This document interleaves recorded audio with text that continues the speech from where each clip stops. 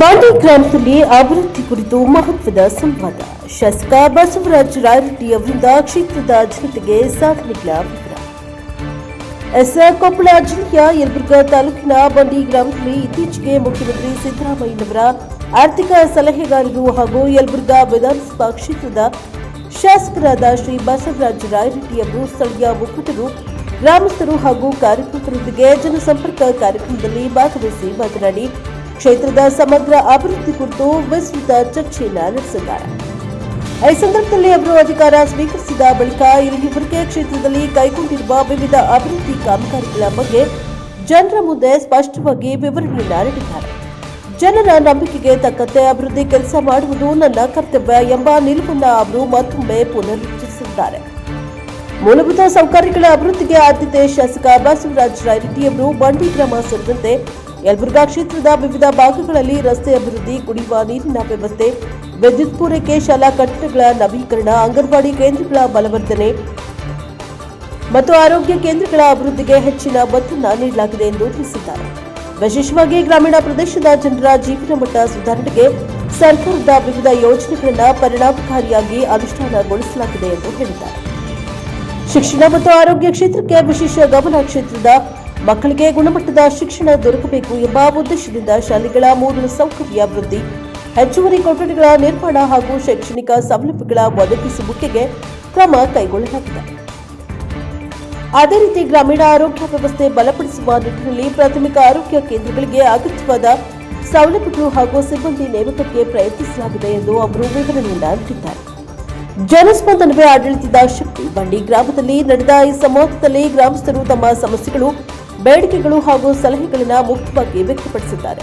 ಶಾಸಕರು ಎಲ್ಲ ವಿಚಾರಗಳನ್ನು ಗಮನಪೂರ್ವಕವಾಗಿ ಆಲಿಸಿ ಸಾಧ್ಯವಾದ ಎಲ್ಲ ಪರಿಹಾರಗಳನ್ನು ಹಂತ ಹಂತವಾಗಿ ಜಾರಿಗೆ ತರುವ ಭರವಸೆಯನ್ನ ನೀಡಿದ್ದಾರೆ.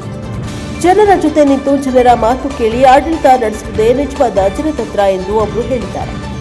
ಮುಂದಿನ ದಿನಗಳ ಅಭಿವೃದ್ಧಿ ಯೋಜನೆಗಳು, ಭವಿಷ್ಯದಲ್ಲಿ ಇನ್ನಷ್ಟು ರಸ್ತೆ ಸಂಪರ್ಕ, ನೀರಾವರಿ ಯೋಜನೆಗಳು, ಯುವಕರಿಗೆ ಉದ್ಯೋಗಾವಕಾಶ ಕಲ್ಪಿಸುವ ಕಾರ್ಯಕ್ರಮಗಳು ಹಾಗೂ ಮಹಿಳಾ ಸಬಲೀಕರಣಕ್ಕೆ ಸಂಬಂಧಿಸಿದ ಯೋಜನೆಗಳನ್ನು ಕ್ಷೇತ್ರದಲ್ಲಿ ಅನುಷ್ಠಾನಗೊಳಿಸುವ ಗುರಿಯನ್ನ ಹೊಂದಿರುವುದಾಗಿ ಶಾಸಕರು ತಿಳಿಸಿದ್ದಾರೆ.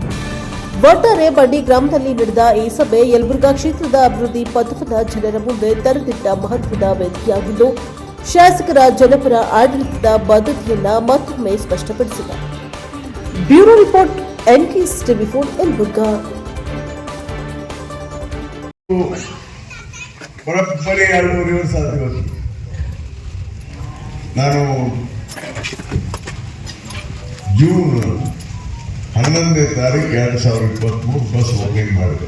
ಒಂದು ಕುಕ್ಕನೂರು ಡಿಪೋ, ಒಂದು ಯಲಬುರ್ಗಾ ಡಿಪೋ, 2 ಧರ್ಮಸ್ಥಳ ಬಸ್ ಹೆಣ್ಮಕ್ಳು. ಈಗ 2 ವರ್ಷ ಆದ್ಮೇಲೆ ಎಷ್ಟು ಮಂದಿ ಓಡಾಡೋದು ಕರ್ನಾಟಕದಲ್ಲಿ 680 ಕೋಟಿ ಹೆಣ್ಮಕ್ಳು ಬಸ್ ಪ್ರಯಾಣ ಮಾಡೋದು ಕರ್ನಾಟಕದಲ್ಲಿ. 680 crores ಲೆಕ್ಕ ಹಾಕಿ ತೆಗೆದು ನೋಡ್ಬೇಕು. ಇದೊಂದು ವಿಶ್ವ ದಾಖಲೆ. ಇದು ಸಾಧ್ಯನೇ ಇಲ್ಲ ಯಾವ ರಾಜ್ಯದಲ್ಲೂ ಇಷ್ಟು ಬಸ್ ಫ್ರೀ ಮಾಡಲಿಕ್ಕೆ. ವಿಶ್ವ ದಾಖಲೆ ಇದು. ಸುಮಾರು 25,000 ಕೋಟಿ ಹಣ ಕೊಟ್ಟಿದ್ದೇವೆ 2.5 ವರ್ಷದಲ್ಲಿ. ಏನು ಫ್ರೀ ಅನ್ನೋದು ಬಸ್. ಈಗ ನಮ್ಮ ತಾಲೂಕಿನಲ್ಲೇ 2 ಡಿಪೋ ಇದೆ, ಕುಕ್ನೂರು, ಯಲಬುರ್ಗಾ.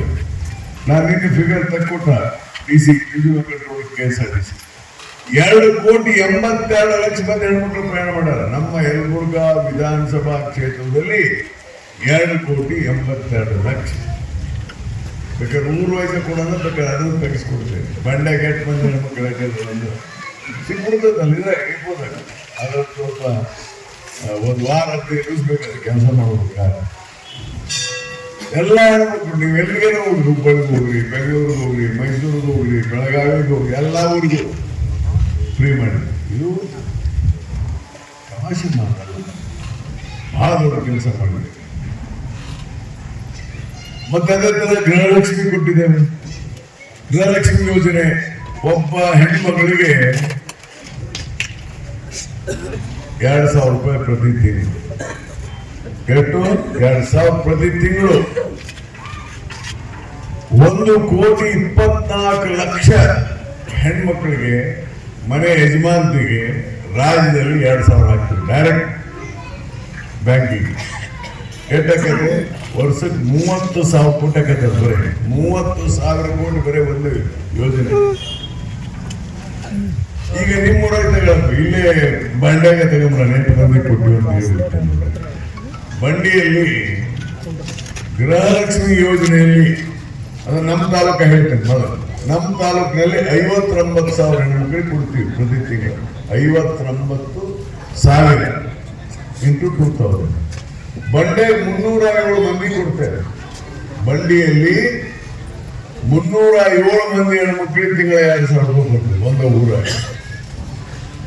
ಅದು ಲೆಕ್ಕ ಹಾಕಿದ್ರೆ ಎಷ್ಟು ನಾವು ಕೊಟ್ಟಿದ್ದೇವೆ. ಇದರಿಂದ ಹೆಣ್ಮಕ್ಳಿಗೆ ಪರ್ಚೇಸಿಂಗ್ ಕೆಪಾಸಿಟಿ ಜಾಸ್ತಿ ಆಗಿದೆ, ಖರೀದಿ ಮಾಡುವ ಶಕ್ತಿ ಜಾಸ್ತಿ ಆಗಿದೆ. ಹೀಗಾಗಿ ನಮ್ಮ ವಾರ್ಷಿಕ ತಲಾ ಆದಾಯ ಜಾಸ್ತಿ ಆಗಿದೆ. ಈಗ ನೆಲ ಮಾತಾಡ್ತಾ ಹೋದ್ರೆ ಬಹಳ ದೊಡ್ಡದಾಗ್ತದೆ. ಇಷ್ಟೇ ಸೂಕ್ಷ್ಮವಾಗಿ ತಿಳ್ಕೊಬೇಕು. ಇಷ್ಟೆಲ್ಲ ನಾವು ಕೆಲಸ ಮಾಡಿ. ಇನ್ನು ಗೃಹ ಜ್ಯೋತಿ ರಾಜ್ಯದಲ್ಲಿ 1,68,00,000 ಮನೆಗೆ ಕರೆಂಟ್ ಒಂದು ಯೂನಿಟ್ಗೆ ₹5.80 ಇದೆ. 2 ಯೂನಿಟ್ ರೇಟಕ್ಕೆ ಅದು ಹೆಚ್ಚು ಕಮ್ಮಿ ಆಗ್ತದೆ. ಅಂಥದ್ದು ನಮ್ಮ ಯಲಬುರ್ಗಾ ವಿಧಾನಸಭಾ ಕ್ಷೇತ್ರದಲ್ಲಿ 53,000 ಮನೆ ಕೊಟ್ಟಿವಿ. 53,000 ಮನೆ. ಬಂಡ್ಯಾಗ 518 ಮನೆ ಕೊಟ್ಟಿವಿ. ಕಳಿಸ್ಕೊಂಡಿರ್ಬೇಕಾದ್ರೆ 2 ಯೂನಿಟ್ ಫ್ರೀ ಐತಿದೆ. 518 ಇಲ್ಲ ಸರ್, 33 ಯೂನಿಟ್ ಅಕ್ಕಪಟ್ಟು 105 ಏನಿದೆ ನೋಡಿ ಬರ್ಕೊಡು. ಏನಿದ್ರೆ ಅದು ಯಾಕೆ ಇರ್ಬೋದು. ಅದು ಏನಿದೆ ಹೇಳ್ತಾರೆ. ಏನು ಅವ್ರಿಗೆ ಹೇಳಿ ಅದು ಏನಂತ ಹೇಳಿ ತಿಳಿಸಿ ಹೇಳ್ತಾರೆ ನಿಮಗೆ ಹೆಂಗ ಅದು ಏನಂತ ಹೇಳೋದು. ಅವರು ಎವರೇಜ್ ಅದೇ ಗೊತ್ತು, ಎವರೇಜ್ ತಗೊಂಡು ಅಲ್ಲಿ ಕೇಳಿ ಹೇಳ್ತಾರೆ ಹೆಂಗ್ ಮಾಡ್ತಾರ ಅಂತ ಹೇಳಿ. ಬಿಲ್ಲಿಂಗ್ ನೀವು ಹೆಂಗ್ ಬಳಸಿರ್ತೀರಿ 12 ತಿಂಗಳು ಒಂದು 5-10% ಮಂದಿ ವೇರಿ ಆಗುತ್ತೆ. ಹೌದಲ್ಲ? ಇಲ್ಲ ಈಗ ಅವ್ರು ಪ್ರಶ್ನೆ ಕೇಳಿದ್ರು, ಸರ್ ನಮ್ಗೆ ಹೆಂಗಾಗಿದೆ, ಅದಕ್ಕೆ ಉತ್ತರ ಹೇಳ್ಬೇಕಾಗುತ್ತೆ. ನೀವು ಎಷ್ಟು ಉಪಯೋಗ ಮಾಡಿರ್ತೀರಿ ಅನ್ನೋದು ನೋಡ್ಕೊಂಡು ಆ ಆಧಾರದ ಮೇಲೆ ಬಿಲ್ಲಿಂಗ್ ಮಾಡ್ತಾರೆ. ಸರಿ ಮಾಡಿಸ್ಕೊಡಿ. ಹೀಗಾಗಿ ಎವ್ರೇಜ್ ನಾವು ಹೇಳೋದು ಒಬ್ಬರಿಗೆ ಆಗ್ತದೆ, ಒಬ್ಬರಿಗೆ ಬರೋದಿಲ್ಲ, ಒಬ್ಬರಿಗೆ ಹೆಚ್ಚು ಕಮ್ಮಿ ಆಗ್ತದೆ. ಆದ್ರೆ ಓವರಾಲ್ ನೋಡ್ಬೇಕು, ಎಲ್ಲ ವ್ಯಕ್ತಿಗತವಾಗಿ ಆಗ್ತದೆ. ಆಮೇಲೆ ಅನ್ನಭಾಗ್ಯ ಸಿದ್ದರಾಮಯ್ಯನ ಅಗದಿ ಫೇವರೇಟ್ ಇದೆ. ಎಲ್ಲರೂ ಹೊಟ್ಟೆ ತುಂಬ ಊಟ ಮಾಡಿ ಮರಬೇಕು. ಅದಕ್ಕೆ ಸಿದ್ದರಾಮಯ್ಯ ಮೊದಲು 5 kg ಆಹಾರಧಾನ್ಯ ಫಸ್ಟ್ ಸ್ಟಾರ್ಟ್ ಮಾಡಿದ್ರು ಕರ್ನಾಟಕ 2013 ಫ್ರೀ ಕೂಡ. ಇದನ್ನ ಡಾಕ್ಟರ್ ಮನಮೋಹನ್ ಸಿಂಗ್ ಇದ್ರು ಪ್ರಧಾನಮಂತ್ರಿ. ಅವ್ರೇನ್ ಮಾಡಿದ್ರು,